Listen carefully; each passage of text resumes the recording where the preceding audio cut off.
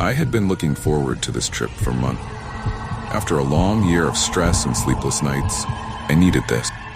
A luxury cruise through the calm, open waters sounded like the perfect escape. As soon as I stepped on board, the sheer size of the ship overwhelmed me.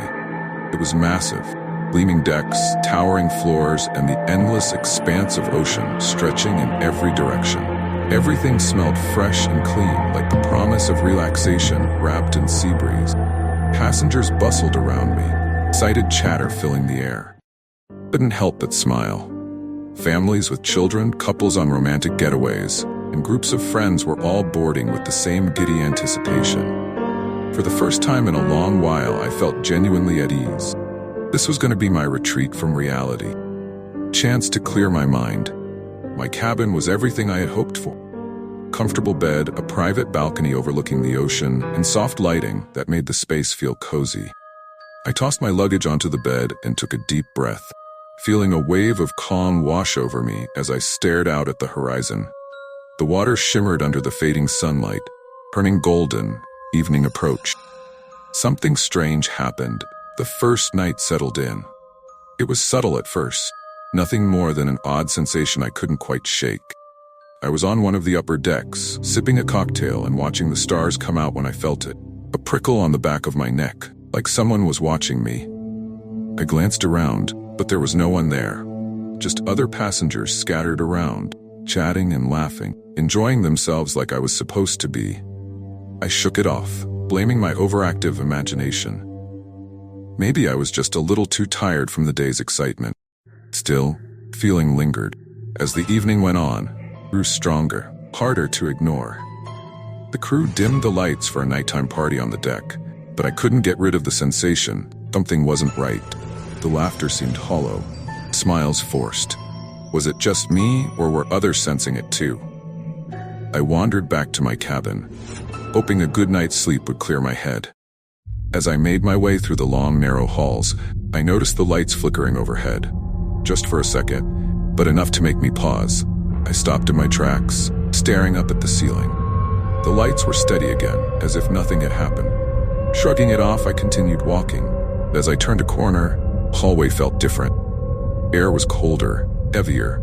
The soft hum of the ship's engines seemed to fade, replaced by an oppressive silence that wrapped around me. I looked over my shoulder, half expecting to see someone behind me. No one. Just the empty hallway, stretching into the distance.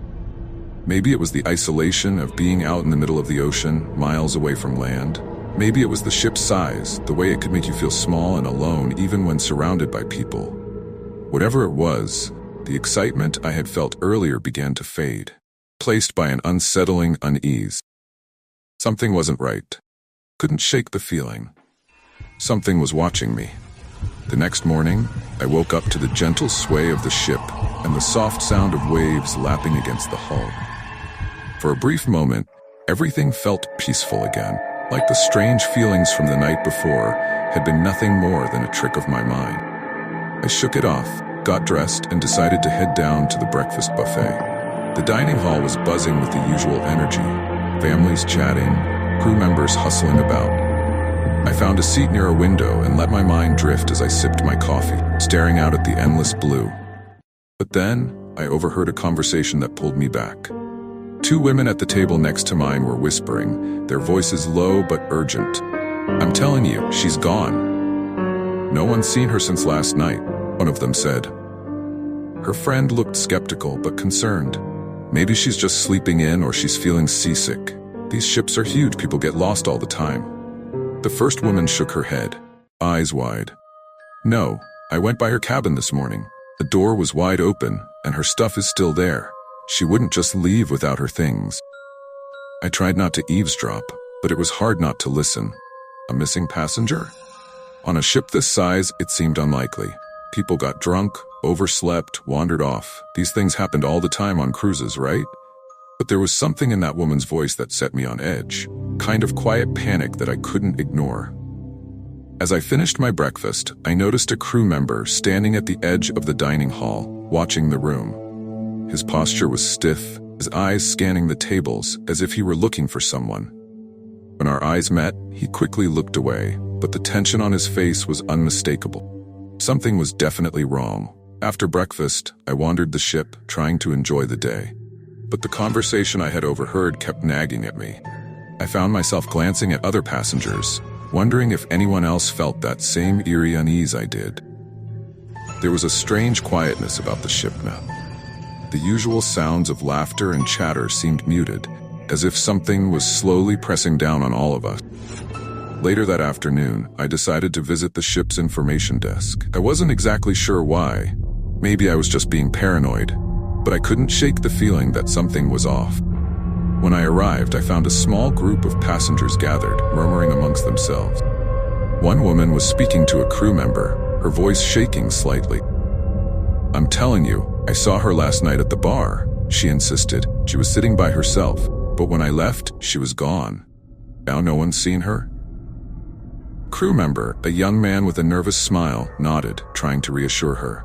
"I understand your concern, ma'am, but I'm sure she's just exploring the ship. The big vessel, easy to lose track of time or get turned around."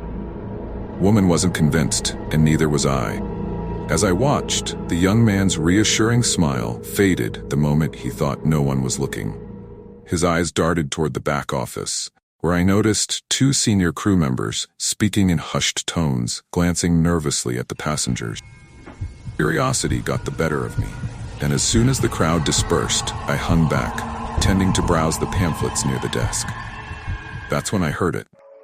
"I'm telling you, it's the same thing as before," one of the senior officers whispered, his voice barely audible. "We should have done more to check the lower decks."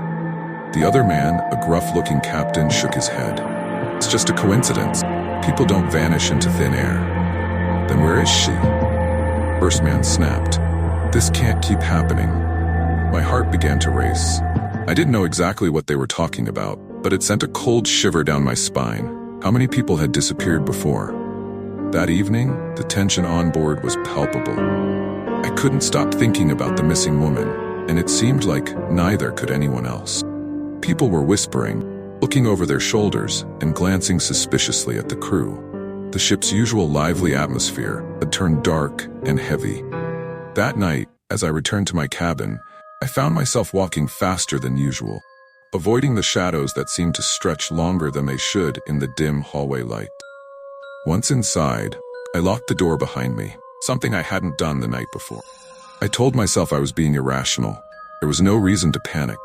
But as I lay in bed, listening to the soft creaking of the ship, I couldn't shake the feeling that something or someone was out there, watching, waiting. And that passenger? She was still missing. That night, sleep didn't come easily. Every time I closed my eyes, I felt a creeping unease, like the very air around me was thick with tension. The sound of the ship's engines humming beneath me, which had been comforting before, now felt like an ominous pulse. A reminder that we were adrift in the middle of nowhere.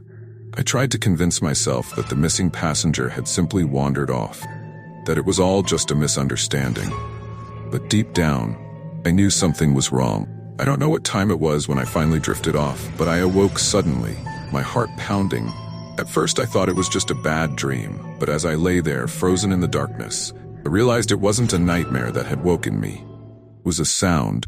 Faint, almost imperceptible sound, like someone breathing, right next to me.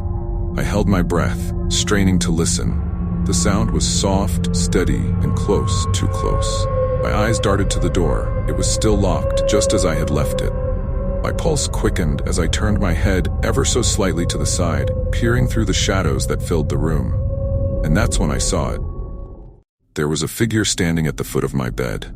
At first, I thought my eyes were playing tricks on me, that maybe it was just a shadow cast by the dim light coming from the crack in the bathroom door. But no, it wasn't a shadow. It was tall, thin, and motionless. My chest tightened as I stared at it, trying to make sense of what I was seeing. The figure didn't move, but the air around it seemed to shimmer, like heat rising off asphalt in the middle of summer. I wanted to scream, but I couldn't. I was paralyzed, my body refusing to obey the commands my brain was screaming at it. I tried to rationalize it. Maybe it was a crew member checking on passengers in the middle of the night. Maybe I had left my door unlocked after all. But deep down, I knew neither of those explanations made sense. Whoever or whatever this was, it wasn't supposed to be there. Seconds stretched into what felt like hours, and still, the figure didn't move. It just stood there, staring at me. Or at least I think it was. I couldn't make out any facial features, only the vague outline of a head and shoulders, cloaked in shadow. My heart pounded in my ears, my breath coming in short, shallow gasps as I waited for it to do something, anything. And then, as suddenly as it had appeared, it was gone. Not like it had walked away or vanished into the shadows. It was just gone. One moment, it was there, and the next, the space at the foot of my bed was empty, as if nothing had ever been there. I shot up, turning on the bedside lamp in a panic, my hands trembling as I fumbled for the switch. The warm, yellow light flooded the room, revealing nothing out of the ordinary. No figure. No sign that anyone had been there at all. The door was still locked, my belongings untouched, but the chill that had settled over me wouldn't go away. My mind raced. Had I imagined it? A hallucination, born out of anxiety and fear from the missing passenger? That had to be it. There was no logical explanation for what I had just seen or thought I had seen. But even as I tried to convince myself it was all in my head, I couldn't shake the feeling that I wasn't alone. The rest of the night was a blur of restless tossing and turning, every creak of the ship making me jump, every shadow playing tricks on my exhausted mind. At some point, I must have fallen asleep again, because when I opened my eyes, the sun was rising, casting an eerie glow through the cabin. Despite the morning light, the oppressive feeling lingered. I needed answers. Couldn't just brush this off anymore. Something was wrong with this ship, and it wasn't just a missing passenger.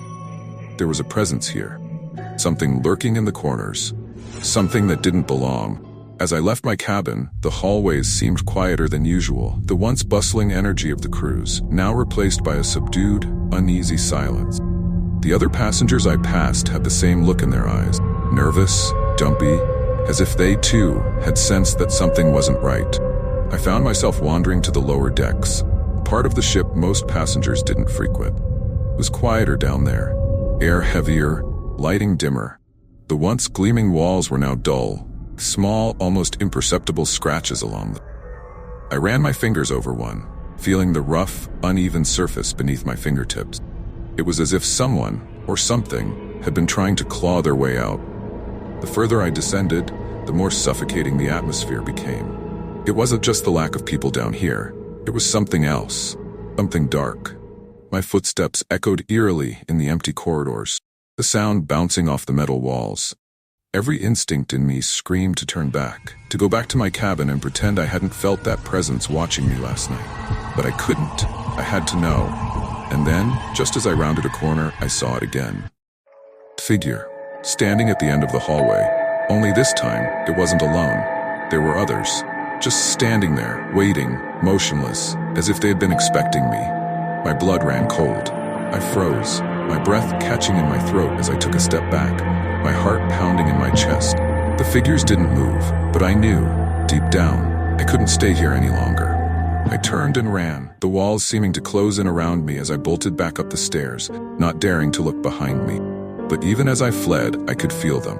Their eyes, if they had any, following me, watching. I didn't stop running until I reached the upper decks, gasping for breath, my heart still racing. The sun was shining. Passengers lounged by the pool, laughing, sipping drinks, completely oblivious to the terror lurking just a few decks below. I leaned against the railing, my hands trembling, trying to make sense of what I had just seen. Figures, shadows. Was it all in my head? Or was there something truly sinister hidden in the bowels of this ship? I couldn't ignore it any longer. Something was terribly wrong here. And it wasn't just about the missing passenger. Whatever I had seen, whatever was stalking the lower decks, felt ancient, malevolent, like it had been waiting for someone to find it. What? And how many others had already disappeared without a trace? I had to know the truth. Later that evening, as the sun dipped below the horizon and the ship slipped into the quiet darkness of night, I made my decision. I would go back down. I would find out what was really happening on this ship, no matter how terrifying the answer might be. Armed with nothing but my phone's flashlight and a growing sense of dread, I made my way toward the lower decks again.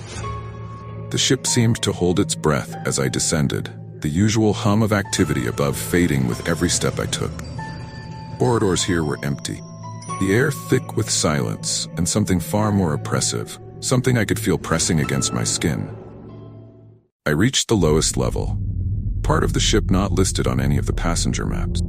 Felt abandoned, forgotten, like it had been sealed away for a reason. The walls here were different, rusted, decaying, with deep, jagged scratches running along their length.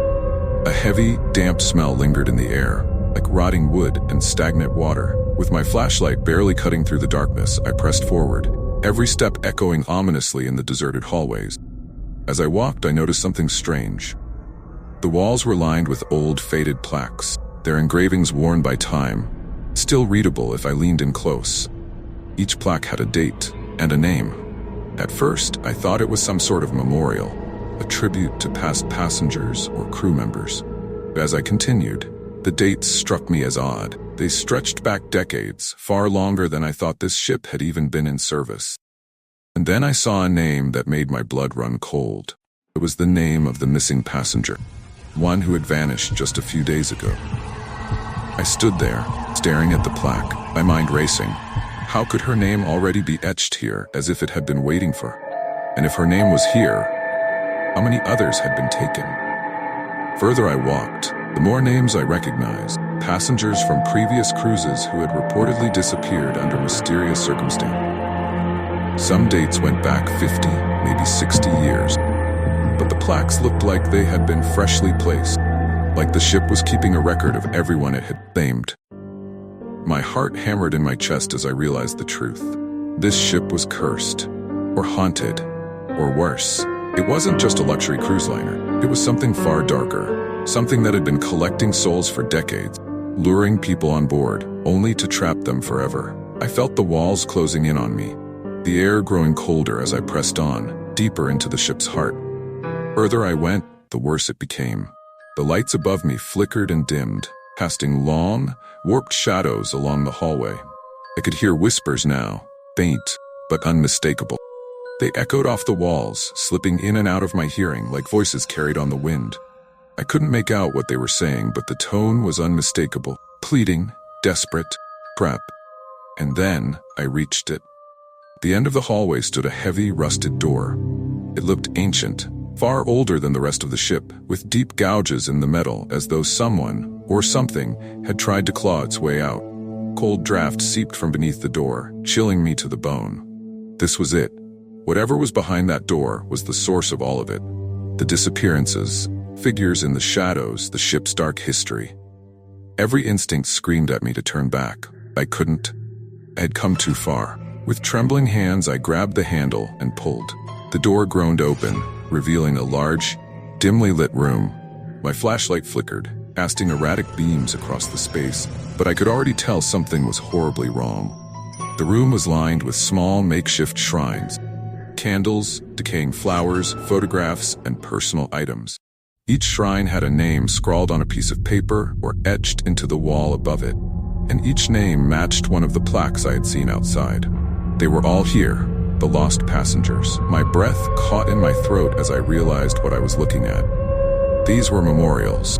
No, not memorials, tributes, offerings. In the center of the room was a large, cracked mirror. Its surface was dark and mottled, reflecting the room in strange, twisted shapes. I approached it slowly, my footsteps echoing in the silence. As I got closer, I noticed the reflection in the mirror didn't match the room around me. It was different, darker. The walls slick with some kind of wet, glistening substance. And there, in the reflection, were the figures. All of them. They stood behind me, their faces pale and gaunt, their eyes hollow. I could see them now, clearly. These were the lost souls, the passengers who had disappeared over the years, their spirits trapped in the ship's twisted underbelly, and they were watching me. I spun around, expecting to see them there, in the flesh, but the room was empty. Only the oppressive silence remained. When I looked back at the mirror, the figures had moved closer, their faces contorted in silent screams. My pulse raced, terror gripping me as I realized what the ship wanted. It didn't just want to take passengers, it wanted to trap them, to keep them, their souls bound to this cursed place forever. I was next. With a surge of adrenaline, I backed away, stumbling out of the room, slamming the door behind me. As I fled through the dark corridors, the whispers grew louder, the ship itself seeming to groan and shift under the weight of its dark secret. I didn't stop running until I reached my cabin. Slamming the door behind me, I locked it tight and collapsed onto the bed, my entire body shaking with fear. The ship's curse was real. It had been taking passengers for decades, and it wasn't done. Not by a long shot. But I wasn't going to let it take me. I had to find a way off this ship. Before it was too late, my hands trembled as I sat on the edge of my bed, staring at the locked door. Pale light from the moon filtered through the thin curtains, casting long shadows across the cabin. I could hear my own ragged breathing, loud in the deafening silence.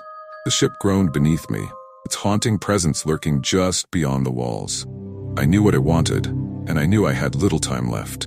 The faces in the mirror, plaques, the eerie figures stalking the lower decks. It all pointed to one terrible truth. This ship was alive in some way, feeding on the passengers it ensnared. And it wanted me to be its next victim. I couldn't let that happen. I wouldn't. I glanced at the clock. It was just past midnight. I had to act now. The only way to stop this, to end whatever dark power the ship held, was to confront it. I had seen enough horror movies to know that running wouldn't save me. The ship would never let me escape. I needed to face it head-on, whatever it was. But I wasn't going back to the lower decks empty-handed.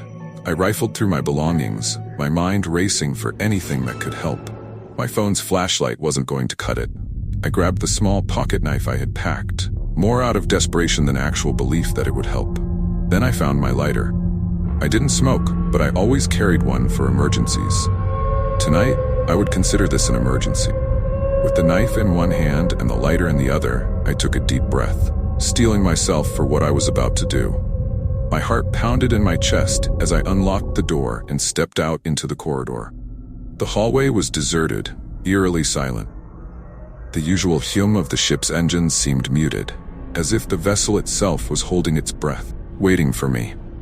I could feel it watching me, feel the weight of its gaze pressing down on me as I made my way toward the elevator. Every instinct screamed at me to turn back, to hide in my cabin, and wait for the nightmare to end. But I knew there was no escaping this. Not unless I fought back. The elevator doors slid open with a quiet hiss, and I stepped inside, pressing the button for the lowest deck. The ride down was agonizingly slow, the soft ding of each passing floor feeling like the countdown to my doom. My reflection in the mirrored walls stared back at me, pale and wide-eyed, determined. When the doors finally opened, I stepped into the familiar dark hallway. The oppressive atmosphere hit me like a wave, thick with decay and despair. The walls seemed to close in on me, the air heavy and stifling. My phone's flashlight flickered as I moved deeper into the bowels of the ship, back toward the door I had found earlier. The one that led to the room with the twisted mirror and the haunting shrines. The corridor stretched out before me, impossibly long and suffocating. As I walked, I could feel the ship breathing around me, a subtle shift in the air, faint groaning of the metal. The whispers had returned, growing louder with each step I took. They were closer now, more distinct, but still impossible to understand. When I reached the door, I hesitated for only a second before pushing it open. The room was exactly as I had left it. The shrines, the photographs, the mirror, all untouched. But this time I could feel something else in the air. A malevolent force swirling around me. I could feel its eyes on me, feel it watching from the shadows. I stepped toward the mirror, my reflection distorted and twisted in its cracked surface. As I approached, the air grew colder, and the figures began to materialize behind me once again. Their hollow eyes stared at me, their mouths open in silent screams of agony. But this time they weren't just watching. They were moving. I turned to face them, heart racing as the figures, once still and distant, now began to shuffle forward, their ghostly forms swaying as they approached. Their eyes, once lifeless, now burned with something else, something darker, more desperate. I could see them clearly now.